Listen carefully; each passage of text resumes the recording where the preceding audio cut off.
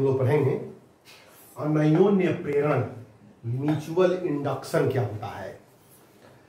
अनयोन्य प्रेरण का मतलब ये होता है, पहले समझ लीजिए, इसे पास पास रखी अगर दो कुंडलियां हैं और एक कुंडली के धारा के मान में परिवर्तन किया जाए तो दूसरी कुंडली में एक विद्युत वाहक बल उत्पन्न हो जाता है और उसमें प्रेरित धारा बहने लगती है और हमारा जो मुख्य धारा है ना, इस धारा के विपरीत दिशा में बहती है। इसे देखिए, ऐसे हमारे पास एक कुंडली है, ये कुंडली है। इस कुंडली को हमने क्या किया, एक बैटरी से ऐसे यहाँ पर लगा दिया रिहास्टेट, और ये हमारे पास एक बैटरी और यहाँ पर है एक कुंजी और ला करके यहाँ पर जोड़ दिया और ऐसे इसमें करंट ऐसे क्या हो रही है, फ्लो कर रही है, ऐसे करंट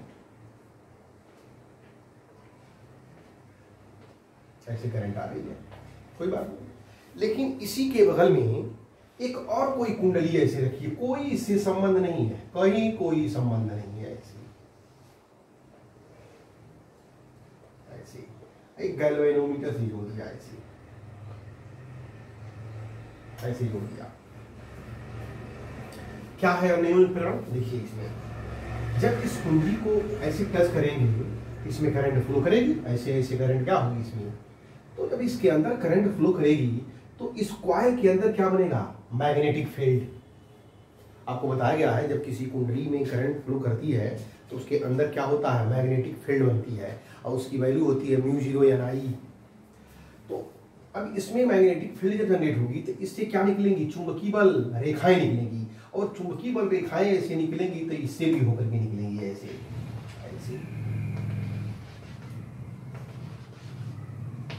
इस कॉइल के अंदर से भी होकर निकलेंगी। करंट यहां निकल रही है, इसको बोलते हैं प्राइमरी कॉइल, इसको बोलते हैं सेकेंडरी कॉइल, यस मान लेते हैं, प्राइमरी और सेकेंडरी। इसमें क्या किया हमने, धारा के मान में परिवर्तन करेंगे ऐसे हमारा रिहास्टेट है। रिहास्टेट का मतलब होता है धारा नियंत्रक, धारा को घटाना और बढ़ाना। अगर ये इधर आएगा तो करंट घटेगी, इधर जाएगा तो करंट बढ़ेगी। तो जब इसमें करंट ऐसे इस डायरेक्शन में जा रही है और इस करंट के मान में हम क्या कर रहे हैं, परिवर्तन कर रहे हैं, चेंज कर रहे हैं, तो जब चेंज होता है तो इसमें भी फ्लक्स में परिवर्तन होगा। जब धारा के मान में परिवर्तन होगा तो फ्लक्स में भी परिवर्तन होगा, मैग्नेटिक फील्ड भी घटेगी और बढ़ेगी। मैग्नेटिक फील्ड जब घटेगी बढ़ेगी तो फ्लक्स भी घटेगा बढ़ेगा, और फ्लक्स जब घटेगा बढ़ेगा, आपको बताया गया है कि अगर एक कोई कॉइल है, ऐसे एक कॉइल हो तो इसके अंदर कितना मैग्नेटिक फील्ड जनरेट होता है, μ0/4π 2π NI/R। अगर फेरों की संख्या क्या है, n है, तो I का मान बढ़ेगा तो B का मान बढ़ेगा, I का मान घटेगा तो B का मान घटेगा। और एक कॉइल है, कॉइल का एरिया अगर ये है तो फाई बराबर बताया गया है B × A। एरिया तो कांस्टेंट है, B के मान के घटने और बढ़ने पर फाई का मान घटेगा और बढ़ेगा, यानी फ्लक्स में क्या होगा, परिवर्तन। और फैराडे कहता है जब फ्लक्स में परिवर्तन होता है तो उस कुंडली में क्या उत्पन्न होती है कि विद्युत वाहक बल उत्पन्न होती है, और जब विद्युत वाहक बल उत्पन्न होती है तो उसमें एक प्रेरित धारा उत्पन्न होती है, और प्रेरित धारा की जो दिशा होती है, इस धारा की दिशा की धारा इधर जा रही है तो ये धारा ऐसे बहेगी, इस डायरेक्शन में बहेगी, ऐसे। इस धारा का क्या करती है, ये विरोध करती है। इस घटना को बोलते हैं अनयोन्य प्रेरण। कौन सा प्रेरण, म्यूचुअल इंडक्टेंस। अगर देखिए एक चीज और, अगर हम कुंडली को ऐसे, कुंडली में जो हमारा ये कुंजी है, अगर इस कुंजी को क्या करें हम, ऐसे स्विच ऑफ कर दें, तब देखिए क्या होता है,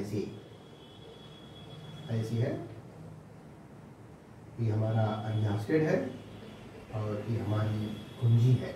कुंजी अगर खुली हुई है अचानक, और ये हमारा सेकेंडरी कॉइल है, ये हमारा गैल्वेनोमीटर है, ऐसे इधर है, स्विच ऐसे इसकी है, और जब इसमें करंट देखिए कैसे फ्लो कर रहा है, ऐसे जा रहा है, ऐसे हो रहा है। जो ही इसको कट करेंगे तो करंट क्या होगी, इसमें डिक्रीज होगी, कम होगी। तब उस समय इसमें जो है धारा की दिशा क्या हो जाएगी, ऐसे हो जाएगी, ऐसे हो जाएगी, इस डायरेक्शन में हो जाएगी, ऐसे गैल्वेनोमीटर की सुई ऐसी हो जाएगी।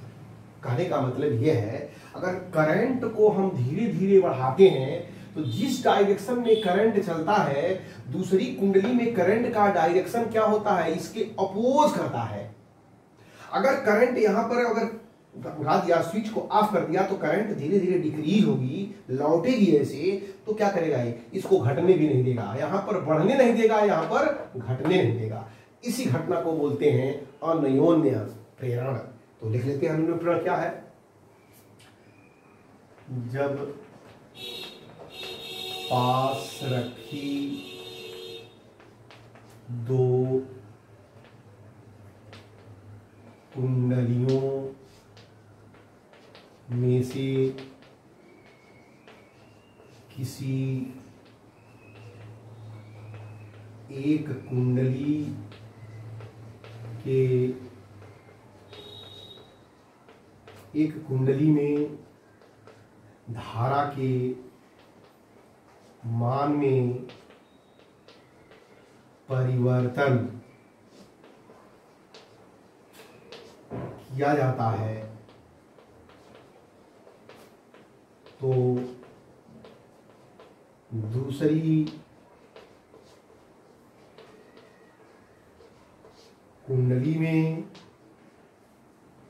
एक प्रेरित विद्युत वाहक बल उत्पन्न हो जाता है। इस घटना को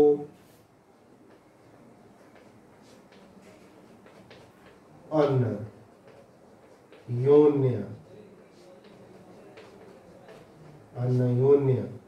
प्रेरण कहते हैं। अनयोन्य प्रेरण कहते हैं। जैसे एग्जाम्पल पूछता है, जैसे ट्रांसफार्मर,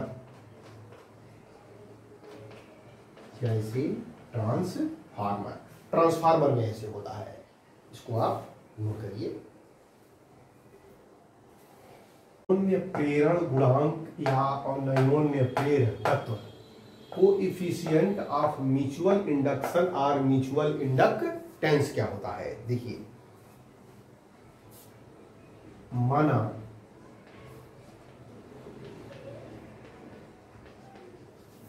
प्राथमिक कुंडली में I1 एम्पियर की धारा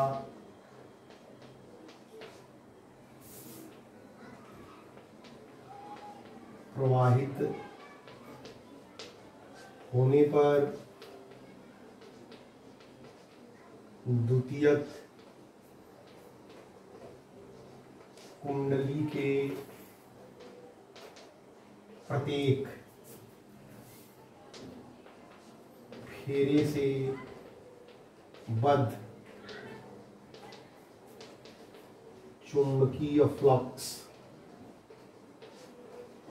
Φ2 हो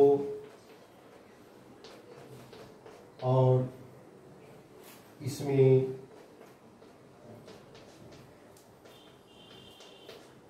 फेरों की संख्या N2 हो, तो फ्लक्स इस कुंडली से बद्ध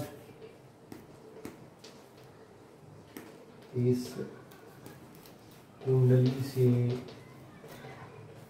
बद्ध फ्लक्स ग्रंथिताओं की संख्या N2 Φ2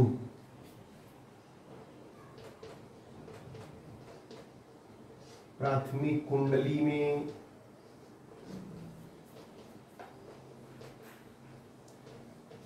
बहने वाली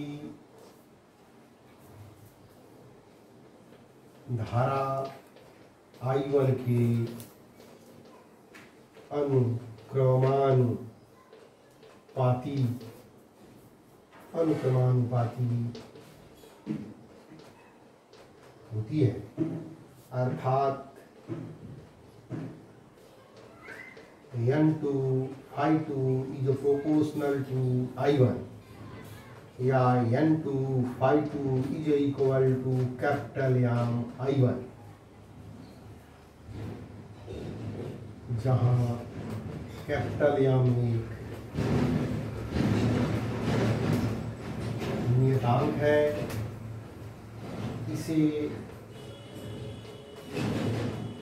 दोनों कुंडलियों के बीच का अनयोन्य प्रेरण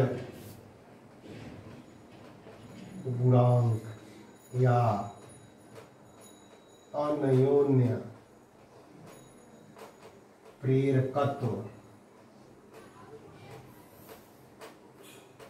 कहते हैं। अनयोन्य प्रेरण गुणांक या अनयोन्य प्रेरकत्व कहते हैं। m बराबर N2 phi2 अपान I1। अब अनयोन्य प्रेरकत्व क्या होता है इसको हम डिफाइन करेंगे, इसको आप नोट करिए। m is equal to N2 phi2 upon I1। यदि I1 बराबर 1 एम्पियर हो तो m बराबर N2 phi2। अब अनयोन्य प्रेरकत्व की परिभाषा देखिए क्या होगा। ये अनयोन्य प्रेरकत्व हमेशा दो कुंडलियों के बीच में होता है। तो कहेंगे कि इन्हीं दो कुंडलियों के बीच का अनयोन्य प्रेरण गुणांक किसी एक कुंडली से बद्ध फ्लक्स ग्रंथिताओं की संख्या के बराबर होता है, जबकि दूसरी कुंडली में 1 एम्पियर की धारा प्रवाहित हो रही हो। लिखेंगे ऐसे, किन्हीं दो कुंडलियों के बीच का अनयोन्य प्रेरकत्व,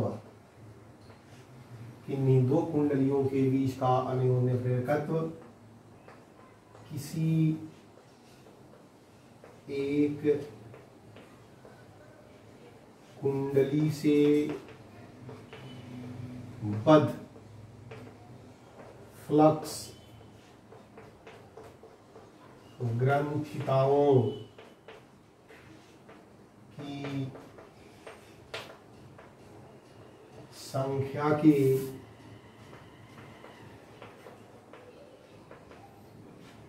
बराबर होता है, जबकि दूसरी कुंडली में 1 एम्पियर की धारा प्रवाहित हो रही है। 1 एम्पियर की प्राथमिक कुंडली में धारा के मान में परिवर्तन करने पर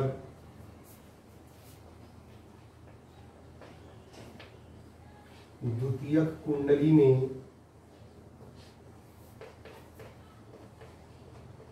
उत्पन्न विद्युत वाहक बल E2 हो तो E2 equal to -n delta phi by delta t. ये फैराडे का नियम कहता या इसको लिख सकते हैं ऐसे minus n delta n phi by delta t. द्वितीय कुंडली में फेरों की संख्या n2 है। फ्लक्स को क्या लिखते हैं यहाँ पर φ2, तो यहाँ हो जाएगा n2 φ2। परंतु n2 φ2 equal to mi1, n2 φ2 equal to क्या होता है mi1, तब यह हो जाएगा E2 बराबर माइनस डेल्टा mi1 अपन डेल्टा टी। n2 φ2 के जगह पर लिख सकते हैं mi1, या हो जाएगा E2 बराबर माइनस m डेल्टा I1 बटे डेल्टा टी। या क्या E2 क्या है, द्वितीय कुंडली में उत्पन्न विद्युत वाहक बल। m क्या है, दोनों कुंडलियों के बीच का अन्योन्य प्रेरण गुणांक। डेल्टा I1 बटे डेल्टा टी क्या है, प्राथमिक कुंडली में धारा के मान में परिवर्तन। तो दूसरा परिभाषा क्या होगा अन्योन्य प्रेरकत्व का, उसको भी नोट कर लीजिए। Minus m delta I1 by delta t. यदि delta I1 by delta t बराबर 1, तो E2 बराबर माइनस m। तो देखिए परिभाषा क्या होगी कि इन दो कुंडलियों के बीच का अन्योन्य प्रेरकत्व द्वितीय कुंडली में उत्पन्न विद्युत वाहक बल के बराबर होता है, जबकि प्राथमिक कुंडली में धारा परिवर्तन की दर एकांक हो। इसे लिखेंगे किन्हीं दो कुंडलियों के बीच का अन्योन्य प्रेरकत्व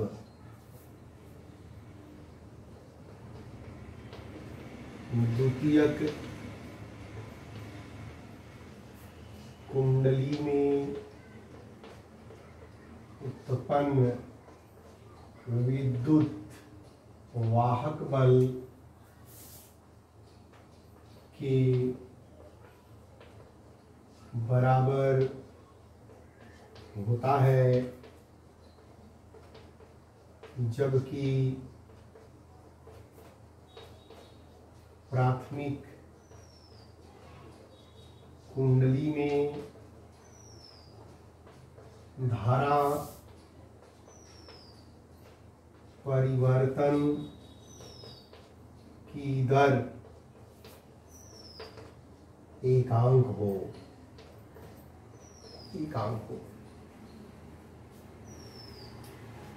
दो फार्मूला इसमें भी हो गए, लिख सकते हैं यहाँ पर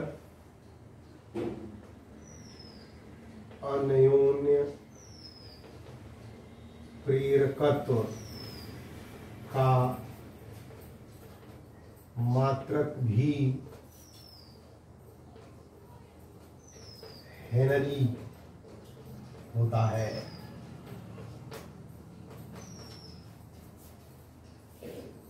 और इसका बीमीय सूत्र भी एल स्क्वायर पी पर -2 ए पर -2 होता है।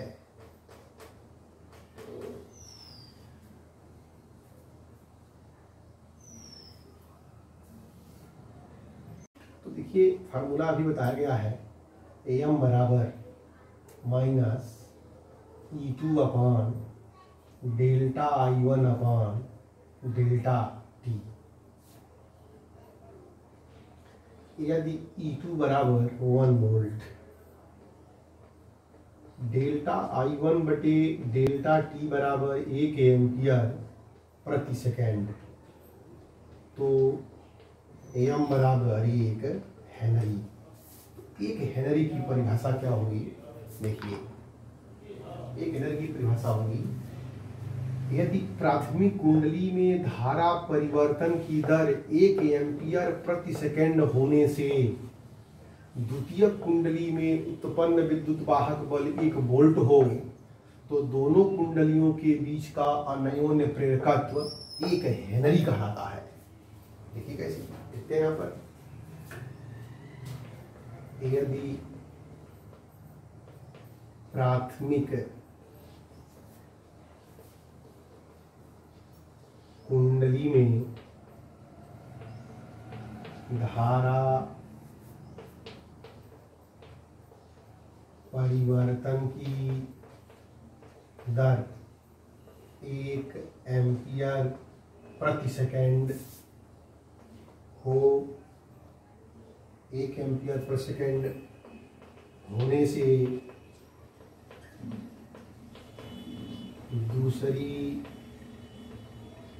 कुंडली में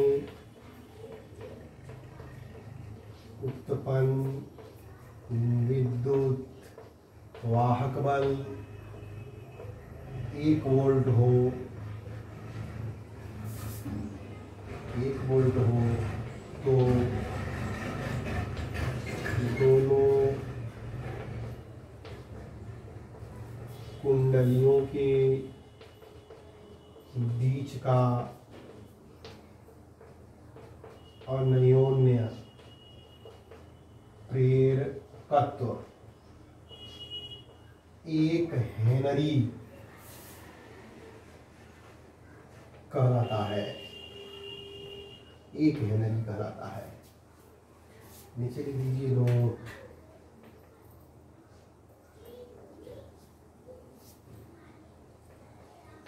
यदि कुंडलियों के बीच में लौह चुंबकीय पदार्थ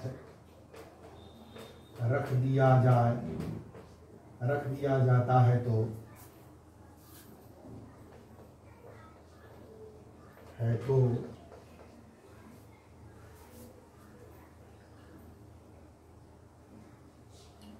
लौह चुंबकीय पदार्थ दिया जाता है तो उत्पन्न